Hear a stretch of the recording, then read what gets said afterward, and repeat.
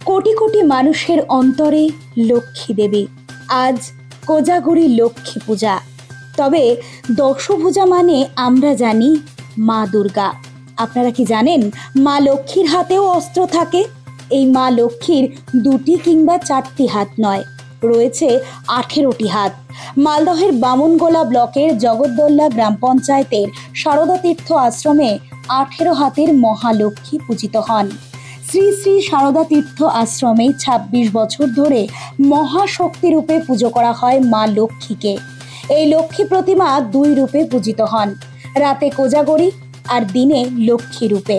দীর্ঘ 26 বছর ধরে প্রাচীন নিয়ম নিষ্ঠার সঙ্গে কোজাগরী পূর্ণিমা তিথিতেই 18 হাত বিশিষ্ট দেবী লক্ষ্মী প্রতিমা পূজিত হয়ে আসছেন বামুনগোলা ব্লকের গাঙ্গুরিয়া সারদা তীর্থ আশ্রমে। সোমবার সকাল থেকেই ওই আশ্রমে মহালক্ষ্মী রূপে এবং রাতে কোজাগরী লক্ষ্মী রূপে পূজিত হবেন দেবী লক্ষ্মী। সংশ্লিষ্ট আশ্রমের স্বামী আত্মাপ্রেরণানন্দ মহারাজ জানান, 1998 সালে এই আশ্রমটির প্রতিষ্ঠা করা হয়। তারপর থেকেই 1999 সাল থেকেই 18 হাত বিশিষ্ট মহালক্ষ্মীর পুজোর সূচনা হয়। তবে দেবী এখানে সকলের এক রূপে আর রাতে আরেক রূপে হয়ে আসছেন সেই থেকেই। এখানে দেবীর এক হাতে থাকে চক্র, অন্যান্য হাতে থাকে ত্রিশূল, গদা, তীরধনুক, বজ্র, কুঠার, পদ্ম, শঙ্খ সহ অন্যান্য অস্ত্র। অসুরকে বধ করার জন্যই নাকি তার এই রূপ। পূজার আচারেও আছে ভিন্নতা।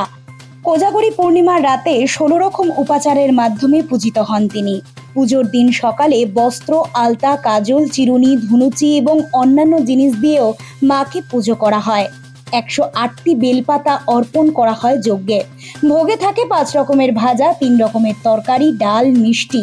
রাতে এখানে চিত্রপটে মহালক্ষ্মীকে পুজো করা হয়। এই পুজো দেখার জন্য বিভিন্ন দূর দূরান্ত থেকে ভক্তদের ঢল নামে।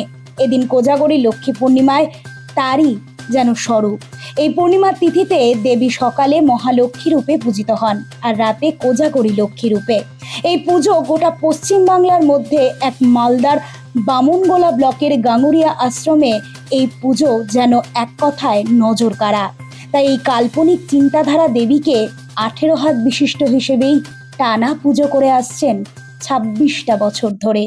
গাঙ্গুরিয়া শ্রী শ্রী সারদা তীর্থমে এই 18 হাতের মহালক্ষ্মীর পুজো প্রত্যেক বছরেই হয়ে থাকে। এটা মানে দুর্গা দেবীর এক রূপ হচ্ছে এই মহালক্ষ্মী দেবী। আমাদের যে মার্কণ্ডেয় পুরাণের চণ্ডী আছে, চণ্ডীর 2য় অধ্যায়ে এই মহালক্ষ্মী দেবীর বর্ণনা সেখানে আমরা দেখতে পাই। মানে দেবী দুর্গাই মহালক্ষ্মীর রূপ একটা ধারণ করেছেন। মহিষাসুরের যে সৈন্য আছে সেই সৈন্যদের নিধন করার জন্য, তাদেরকে বধ করার জন্য তিনি এই মহালক্ষ্মী রূপ ধারণ করেছিলেন।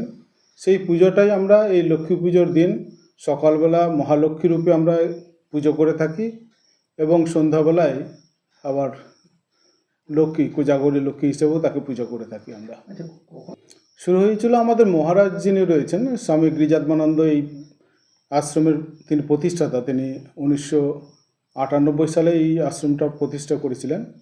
তার 2-1 বছর পর মানে 2000 সাল থেকে তিনি এই মহালক্ষ্মী পুজোর তিনি প্রথম শুরু করেছিলেন। 18 হাতটার বিশেষত্ব হচ্ছে যে দেবীর 18 হাতে 18টা অস্ত্র রয়েছে কিন্তু।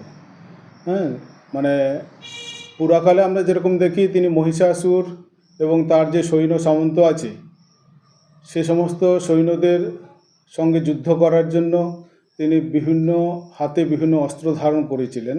মানে সমস্ত দেবতাদের একটা শক্তি নিয়ে একটা নারী রূপ ধারণ করেছিল এবং তারা প্রত্যেকেই তারা অস্ত্র দিয়েছিলেন মানে দেবী দুর্গাকে, এবং সেই দুর্গাই এখানে মহালক্ষ্মী হিসাবে তিনি আমাদের সামনে আবির্ভূত হয়েছেন। অর্থাৎ প্রত্যেকটা 18টা হাতেই তার অস্ত্র রয়েছে এবং এই 18 হাতে তার যেমন বজ্র রয়েছে, তীর রয়েছে, শঙ্খ রয়েছে, সমস্ত গদা রয়েছে, আবার সুদর্শন চক্র রয়েছে। এরকম 18 হাতে 18 রকম অস্ত্র নিয়ে তিনি অসুরদের সঙ্গে যুদ্ধ করছেন এবং অসুরদের তিনি নিধন করছেন। এই জন্যেই এটা দেখানো হয়েছে যে তিনি 18 হাতে যত অপশক্তি আছে, যত আসরিক শক্তি আছে, তাদেরকে তিনি ধ্বংস করার জন্য তিনি এসেছিলেন। এবং যখনই এরকম বাধা বিপত্তি আসে সমাজে, যখনই এরকম অসুরদের আবির্ভাব ঘটে, দানবের আবির্ভাব ঘটে, সেই দানবদের ধ্বংস করার জন্য, অসুরদের আসুরিক শক্তি বিনাশ করার জন্য তিনি আবির্ভূত হন। তিনি নিজেই বলেছেন চণ্ডীতে, ইত্থং যদা যদা বাধা দানবত্তা ভবিষ্যতি তদা তদা অবতীর্যাহং করিষ্যামি হরি সংশয়ম। মানে যখনই এরকম দানবদের আবির্ভাব ঘটে, তিনি আবির্ভূত হয়ে তিনি দানবদের ধ্বংস করেন। তো সেই দেবীকে আমরা এখানে আরাধনা করছি, যে আমাদের সমাজের বুকে যত এরকম দানবীয় শক্তি আছে, যত আসরিক শক্তি আছে, সেগুলো যাতে ধ্বংস হয়ে যায়, তার কাছে আমরা শক্তি প্রার্থনা করার জন্য এই 18 হাতের দেবীর মানে মহালক্ষ্মী দেবীর আমরা আজকে আরাধনায় ব্রতী হয়েছি সকলে। এটা ব্যুরো রিপোর্ট, নোবেল বাংলা।